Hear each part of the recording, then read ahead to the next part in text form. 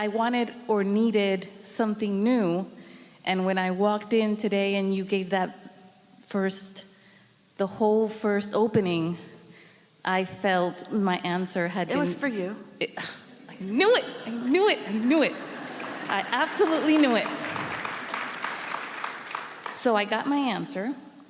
I know now, and what I was asking you right now, when I was asking you to come up here, I want to know how to apply it more specifically in my life.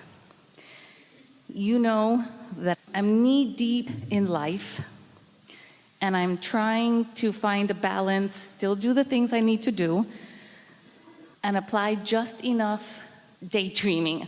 It's all right. And how could it not be this way to a certain extent? Knee deep in life, meaning responding to life, reacting to life, life coming at you, reacting. Well, of course you're reacting because it's coming at you, and of course you're reacting. Of course you're reacting. It's normal that you would. But today's discussion is about, yes, react, because you can't not. You can't not. But also do something else, which is get out ahead of it occasionally and let yourself just free flow with your ideas about what you want. Do both. Don't just react, because by just reacting you continue to want and not allow, and want and not allow, and want and not allow, and want and not allow. But when you hear what you've heard today and really understand what you've heard today, and then you put a little bit of emphasis on what we're calling getting out ahead of it. And by getting out ahead of it, we mean don't wait for it to come and then react. Get out ahead of it. So do things that you feel fairly certain are uplifting in nature. Spend a little bit more time in the shower and bask a little bit more. Take a walk if it feels good to you. Have lunch where you really want to eat. In other words, do things that put you in a position of easy appreciation. And from appreciation, now those aligned thoughts that are in your vortex will flow easily into your experience. We're going to have a really good conversation here. You're really going to like this. So this conversation is about, we're speaking from your point of view, where I stand in relationship to everything I want. That's what this conversation is about. Where I stand in relationship to manifestations like cars in garages and lovers in bed, and where I stand in relationship to emotions that feel good, like joy and eagerness and excitement. Ease is interesting because ease indicates pressure that you want to release. Just like when someone says freedom, it indicates bondage that someone wants to get away from. So even the word ease is a little reactionary. You see what we're getting at?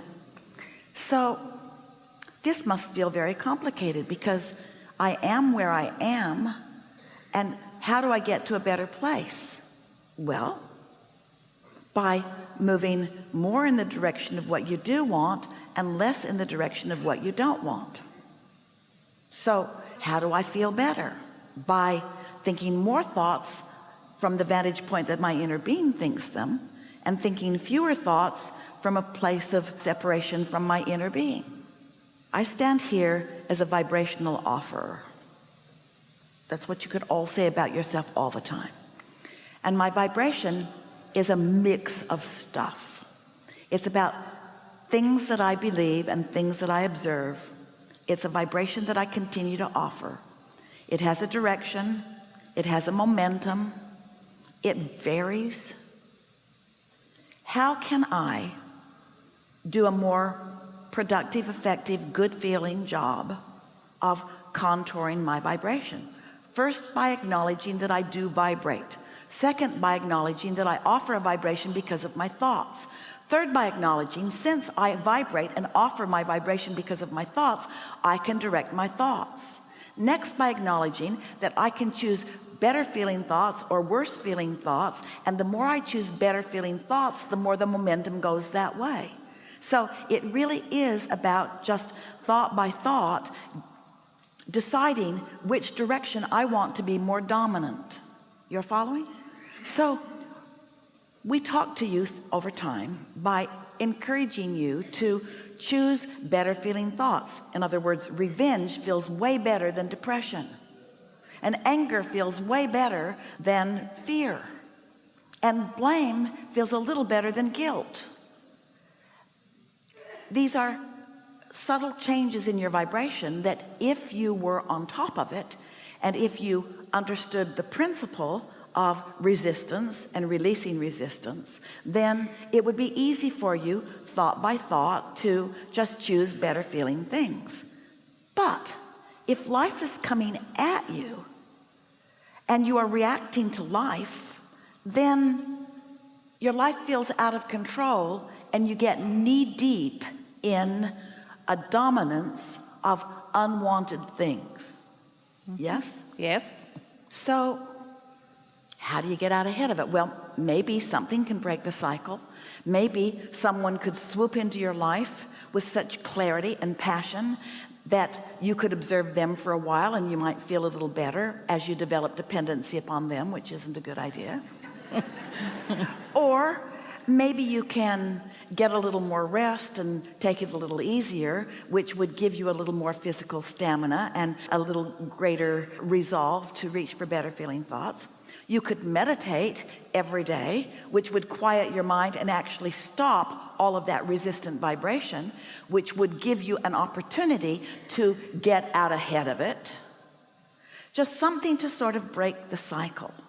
Now we're going to demonstrate something that works, but it's doing it the hard way. And then we'll talk about something that works, that is doing it the easy way. And maybe the hard way seems like the right way to you. We think the easy way is a better choice, but that's just us. We're resistance free. So Esther is in a new house and she has a new washer and dryer, and the week that she moved in, which was right before Christmas, the washing machine gave her an air code and it locked the door and she couldn't get anything out of it. So she Googled what the air code meant and it looked really complicated. So she called the people that she had purchased it from, and they put her on a long list of waiting. Her clothes were going to be held captive for about 6 or 7 days, it appeared. So she just monkeyed around with it, and somehow the door opened and she got her clothes out, and then it sort of like fixed itself for a while. It's like it didn't lock up again, and she thought, well, it's going to hold my clothes captive again, because she knew she hadn't solved the problem, but she wasn't there that much, so it didn't matter so much. And then the other day she was away and her housekeeper called and said the washing machine had given an air code and the clothes were being held captive. So Esther said, I'll be home in a couple of days and we'll figure it out.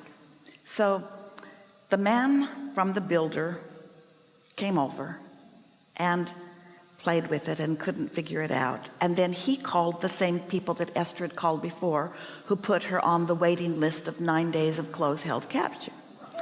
And as Esther is listening, she can feel herself all tightening up, because they bought a lot of appliances from these people and they shouldn't be holding their clothes captive, and somebody should care more about these clothes being held captive, and it should go to a higher priority. And don't they know who Esther is? Someone who is really, really busy, who doesn't have time for her clothes to be held captive. And so Esther got herself worked into quite a little silent fit. She didn't want to misbehave in front of her contractor, but she sort of wanted to kill somebody. And he was the only one in the room, and he felt fear. And so Esther said, well, I have a plan B. And he said, what is it? And she said, I'm going to go to Home Depot. And he said, okay. And she said, I'm going to buy a crowbar. He gets a smile on his face and he says, okay.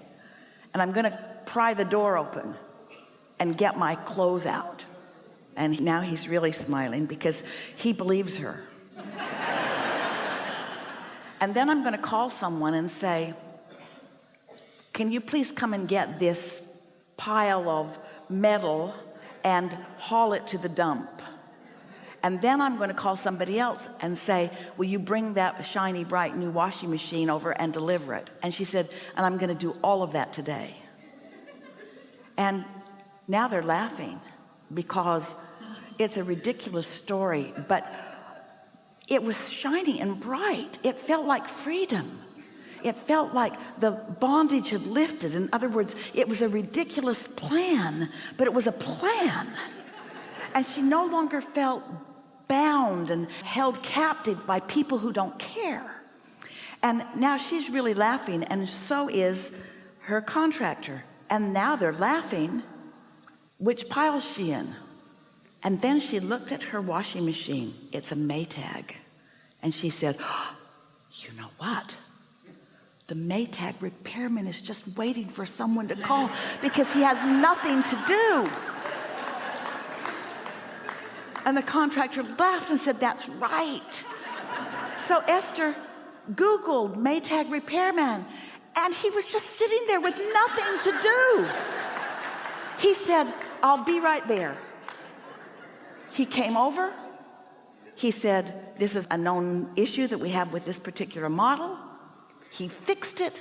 Her clothes were not held captive, and she lived happily ever after. So what's that about? Now, Esther's unique in that Esther does not want to be mad, even when she knows she's perfectly justified in being mad. And so she was guided, even though it was not easy, to a stream of thoughts that led her to an idea that she couldn't find before. She could not find that idea before until she got into a place of comedy. Isn't that a really logical idea? She couldn't find it. Her contractor couldn't find it. Nobody could find that idea until they brought levity to it. So this is a demonstration of no longer wrestling into the ground and killing it and trying to fix what's broken. Instead, getting it into a clear place where you're laughing, where the ideas always are. Fun is where the ideas are. Laughter is where the ideas are. Love is where the ideas are. Appreciation is where the ideas are. The cooperative components are in the good feeling emotion places, you see. But when you're working so hard that you don't allow yourself to feel the momentum of feeling good, for Esther, she mostly feels good unless something happens. She feels great as long as life is perfect. But then she is like you. She reacts. She reacts to what's happening. And what you want to do is start noticing your reactions and see what they get you. Notice when your reaction is one of anger and see where it gets you. Notice how long you can hold yourself in a holding pattern of no help, so that it just feels harder and harder and harder until you get yourself in such a muddle that you can hardly even go out your door and get down the street because things feel too complicated for you. Or notice how with levity and fun, all things feel possible. This is the conversation that we want to have here today. All things are possible, but you have to get into the all things are possible pile. And the all things are possible pile is right there for you to choose from. It's just that you can't jump from one pile to the other. But knowing that both piles exist, and knowing which pile your inner being's in, and being willing to separate yourself through meditation. You see, Esther's inner being, because she can see that cone of light no matter what, so to speak, she was able to let us lead her into the idea of the crowbar. It's a great idea. It's just a great idea. She would have been able to get her clothes out.